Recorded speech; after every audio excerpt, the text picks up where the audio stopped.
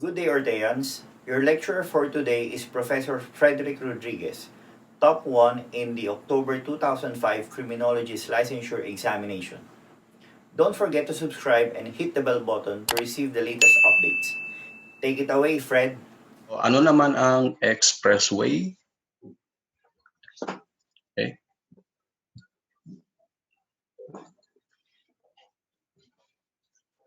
Ang expressway naman, class, is a thoroughfare or free flow of, tignan na, free flow. Okay, ito yung gawin yung keyword niya. Of vehicular movement with divided arterial highway with full or partial access control. Okay, bakit nawag na freeway, class? Free flow, free flow. Okay. So, as you ito, class, yung ito na lang yung napili ko. Bagong yung project na expressway from Santo Tomas to Quezon. Okay? Di ba pag punta ka ng pag dito ka nadaan, pag galing kang Metro Manila or from here, okay, dire-diretso lang yan. So, ang bakit tinawag na free flow? Actually, hindi pa hindi pa natatapos. Project pa lang ata. Free flow kasi kung ang pupuntahan mo, class, is Lucena. Dito. Okay. From here, okay, walang intersection dyan. Dire-diretso ka lang. Okay. Dire-diretso, free flow. Hanggang sa makarating ka dito sa may toll gate kung tawagin. Kasi babayaran mo to. Private enterprise kasi to. But, unlike dun sa mga natin kung tawagin ay service road, ang dami-daming dyan, dami-daming kanto, dami-daming traffic and intersection. Alright? Kaya tinawag na free flow. Alright? Ito rin. SLEX is isa sa expressway natin. Sa norte, we have North Luzon Expressway. Alright? Ayan yan. Okay? Tapos, ano naman ang skyway? Skyway is a roadway of above street level para facilitate. Ito naman, huwag kayo malilito dun sa skyway, free flow of traffic. Ito naman, in a way, parang pareho lang din sila. I-separate freeway. Kumbaga, walang intersection. Alright? Imagine nyo, wala tong kalsada na to, is naka-level lahat sila. Kung mayari yun, yung mga dumaan dito, dating dito, intersection yan, titigil. Because of skyway, diretso lang. Tingnan nyo, above street level, ito. Okay?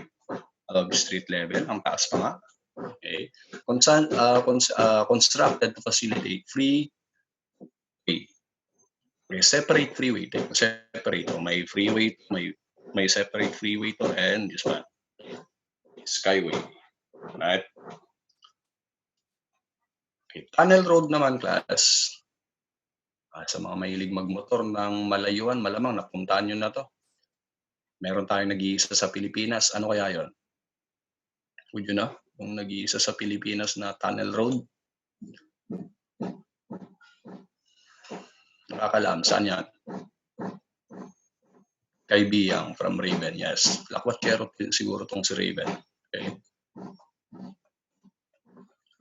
Constructed as through a hill.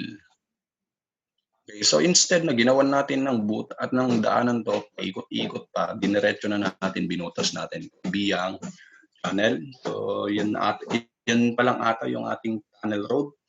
So extending 300 meters long. Okay? 300 meters long din yan. Right? So having said that, okay, subway naman is an underground way designed for continuous travel. Underground.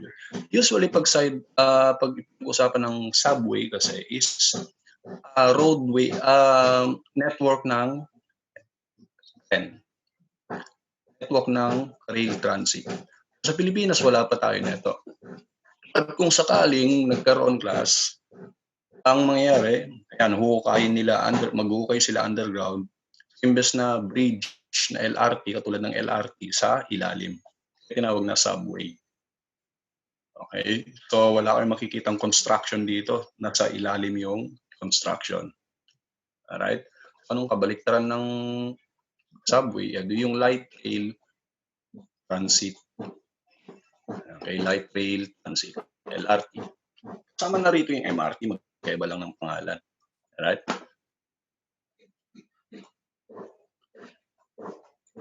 So, underpass naman. Okay? Designed to separate grade below an intersecting highway. Okay? Pwedeng gamitin ng vehicle, pwedeng usually sa pedestrian. Okay? So, ito kasi class, dito sa part na to. Okay? Dito sa part na to, tawid yan, papuntang City Hall, Manila City Hall. Alright? So, imbes na yung mga tao is antayin pang tumigil yung mga sakyan sa intersection, hindi. Ginawan na ng gobyerno ang hukay, ito. Separate grade below. Mas separated yung grade niya below the intersecting highway. Okay, ito naman. Underpass. Okay. So, ano yung kabalikan naman ng underpass? Separated above naman. Above. Anong kabalikan ng underpass? Ano yan? Overpass. Very good. Okay. So, design naman at separate grade above naman. Ito yun. Okay. Overpass. Whereas, okay. Ito na, pwede rin sa vehicle. Applicable din kapag vehicle. Ito, overpass. Okay. So, separate grade above. Ito yung intersecting highway supposedly. Pero nasa taas. Okay. Ngayon, meron pa tayong mga ibang term na minsan ay either overpass or ano ba pagkakaiba niya sa flyover. Okay. Flyover naman is high-level overpass na. So, strictly speaking, ang flyover and overpass pareho lang. But although yung flyover is more on kung ano yung capacity niya, it is a higher level engineering system. Okay, bakit? O yan. Okay. Built above main overpass lanes or a bridge built over what had been an at-grade intersection. So, ibig sabihin, ayan, ang dami-dami. Ito yung mga flyovers kung tawagin. So, usually kasi pag overpass or underpass, maikli lang. Okay, maikli lang. Kapag nag-uusapan na natin flyover, mahaba ang overpass na. Okay, tsaka, parang patong-patong na overpass. Ang tawag natin dyan, flyover. Okay, this one is a flyover. Mahaba. Okay, so high-level overpass built above main overpass lanes or a bridge built over what had been at grade intersection. Okay, parang story level. Alright, having said that, let's go to number 4. So this refers to the time, space or interval between consecutive vehicles moving in a lane. Anyone? So, alam nyo yan. So halimbawa, ito yung way nyo, papunta dito sa direction na to. So, ito yung sasakyan mo, yung kanyang bumper. So, ito ngayon yung sinusundan mo. Okay. So, ang tanong, anong tawag dun sa distance ng bumper mo sa kanyang rear? Anyone?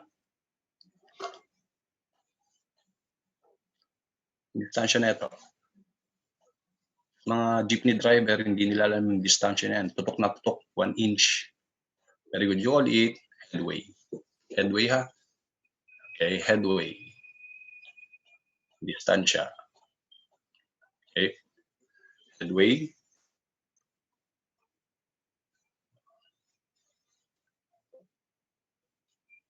Following the 3 primary aims of signal control.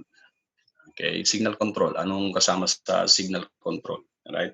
So, kasama yung paggamit nyo ng signal ng sakyan, left or right turn, kasama yung traffic light, pati traffic signs. So, ang tinatanong dito, ano yung aim? Pero ang gusto niyang kuning sagot is yung hindi kasama sa aim na yan. Okay, tingnan natin. To reduce traffic conflict and delay, yes. Na-imagine nyo kung nasa syudad ka tapos walang traffic light. Kanya-kanyang push. Right? About this one, to delay the traffic law. Okay? Economize police time. Kung walang traffic light, walang traffic signs, bawat kanto may police. Ang magastos yan. And syempre, to reduce accident. Anong sagot kaya? Class, hindi kasama sa aim ng signal control? Answer is